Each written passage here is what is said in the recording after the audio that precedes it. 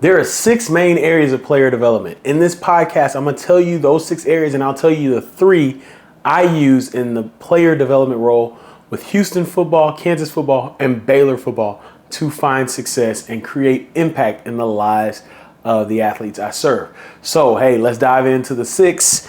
The first one, the first area of player development is personal development. Personal development. This is an area where you focus on building up the person that you're serving, the athlete. You let them know, hey, I know you're great at this. I know you're great at being an athlete, but we want to build you up as a person. I used to always tell the athletes wherever I was at, hey, you have 2 commitments based off that scholarship. And even in my walk-ons, you're a student and you're an athlete. Those are 2 things you're going to have to do. You're going to be a student, you're going to be an athlete. But as we do this, as you're here and as that is your reality, we want to develop you overall as a person.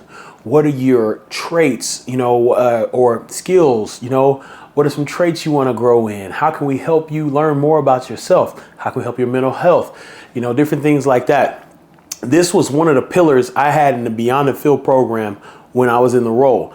And that was personal. I called it personal wellness, but it was under personal development. And the areas that I took care of for the players, or made sure that we took care of as a program, was their finances, their mental or their financial wellness or development, mental, spiritual, social, and I'm missing one, physical development. So that was all underneath that personal wellness. So we want to take care of that the entirety of that person. Now you may be sitting here like, hey, you served in the role. Who are you? My name is Ed Jones. I'm the founder of Beyond the Field Player Development. And I am so thankful that you took time to come on this YouTube page. We have over 3 days of player development content. I am passionate about the space because I served in the space at Houston, Kansas, and Baylor. Eventually, I'm gonna get my wall ready. You'll see all that stuff. But I'm excited to share here. I help people who want to impact the lives of athletes. If you want to understand how I can help you, there's a link in the show notes that says, here is how Beyond the Field can help you.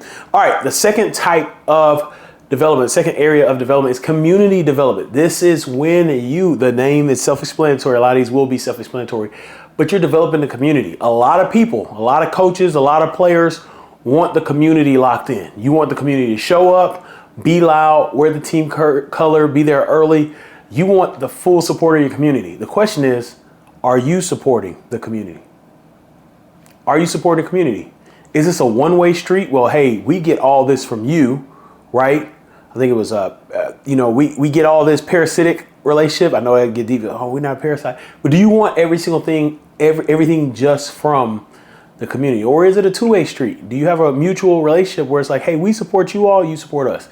Now, I forgot to say this earlier with personal development, with community development, there are external people that can help you. So in personal development, I used to find, specifically when we got to mental space, who are these external people who can help us, right? In the community, there are people who are in your community who are already doing the work.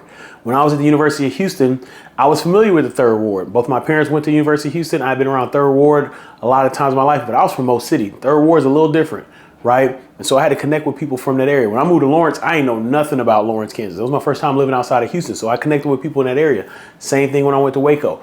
What is the community development? How are you helping? For us, our components under our pillar of community impact, which I had in Beyond the Field at the 3 universities I served at, were education, environment, health, and hunger. Those are the things that we were gonna help develop in the community. And we had looked for those people who were already doing a great job doing that for the community so we could provide some value to them there. All right, the third area of player development, this is the 3rd pillar I use, so the first 3 are the 3 I use in the role, is career development. Career development. How are you helping this athlete prepare for a career? And I'm not talking on the field. It will end. Everybody is not LeBron James or Tom Brady who played 20 years. And I'll tell you this, they are prepared for when their career ends. Are we preparing the athletes that are in the program? Are you preparing the athletes that are in your program? So the career development piece, this is where you're developing those different career traits, experiences, exposure you could provide. For us, when I was in the role Beyond the Field, we use externships, internships, and career placement. How are you developing that career side of the athlete that you are serving? I know one area where you could get some professional development for yourself, and that is the Player Development Summit, which will be here in Kansas City from May 29th to the 31st. I want to see you here in Kansas City at the Player Development Summit. Yo, I'm so excited, so excited. If you want more information on the summit, look there. Now, those three were pillars that I used in Beyond the Field when I was at Houston, Kansas, and Baylor. Personal development, community development, and career development. Those are three. There's a lot. I'm gonna share three more with you. You may have some more additional ones as well. I'm writing a book right now, and that book I'm actually sharing 10, so you can pre-order the book that's in the show notes. But there's a lot of areas of player development. Those three were important to me because it goes back to when I got the role from Tom Herman, who's the head coach at Houston. He hired me. There were three things he said: take care of the players, get them in the community, get them summer jobs. And so what I did was I was like, hey man, I'm really enjoying this. Let me take this to a deeper level. So take care of the players became personal wellness, which is personal development.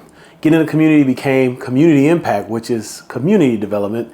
And career development, or get them summer jobs, became career development, which is career development. So those are three I used in a row. We had massive success with all of those. And those are three that I find a lot of programs use. Now, I'm gonna share three more. I'm a nerd on player development. You probably figured that out. Like I said, I got 3 days of pure player development content for you to consume. 3 days. So if you're asking what is player development, check out the content or come to the player development webinar. That information is in the show notes as well. And so as I did more research on those who are serving in the different areas of player development, I saw from those in the role, I found 3 other players and 3 other areas, not 3 other players. I didn't need any more players. And I'm gonna share those areas with you. The fourth one is life skills development. Life skills development. I found that there were some people in the role in player development who literally were like, look, I care about practical skills. We need to get them skills. We need to get them, set up with this. I know I work for a coach. He wanted our players to learn how to change a tire, tie a tie, grill, swim. We did, different things, just life skills. And there are some people that, that is a focus of the program. And I love it because those skills are needed. Like there's so much with technology that, there can be an absence of skills, life skills. Now, life skills can also add in soft skills, communication, relationship building, different things like that. But that's another area where I've seen some people have great success with player development in.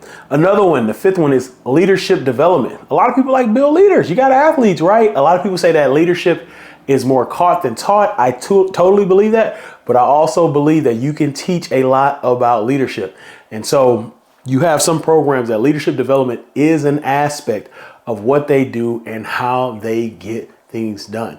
And so if that is you, if you're like, hey, we're going to build leaders, whatever it may be. I know when I was at KU, our student athlete development KU leads, shout out to a lot of people there, a lot of names. Shout out my main guy, George Majid. Hey, so good. I'm forgetting people's name. Jane was awesome.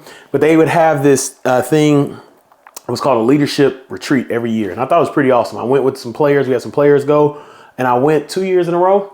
And seeing that leadership retreat and how they really dove into the leadership development from a student athlete development part of our university was incredible. So you may say, hey, I care about leadership. Then leadership development can be a definite big area for you in player development.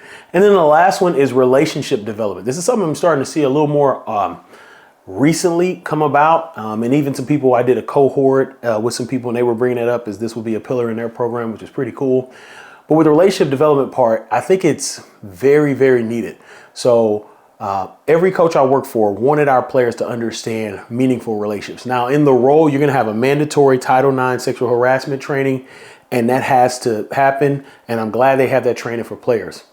One thing I've noticed over the years is with our players, when you look at these players who are broke, with those players who are not doing well at the next level, it's because of relationships. They don't know how to say no, or they don't know how to leave people who are not benefiting them, and they don't know how to find positive relationships. How do you build positive relationships with people? How do you say no to these people? How do you let these people go? How do I build relationships with my significant other, with kids? Some of the players I've had have been fathers, with my parents. Maybe we had a situation where things weren't bad and things were bad and I want to reconcile, whatever. So there are some programs that do relationship development, because one thing we're going to have for the rest of our lives is relationships. And so that is something I've seen recently. A lot of people are finding success with that as well. Now, those are the 6 areas of player development. Once again, I will recap them.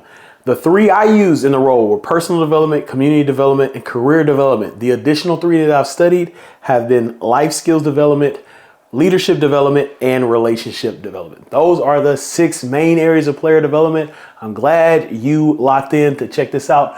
And I want you to check out this video right here that dives into player development, because some of you all are asking, what is player development? Check out that video right here. And then check out this video that YouTube thinks that you should watch. As I always say, go out and create generational impact. Don't wait, create that generational impact today.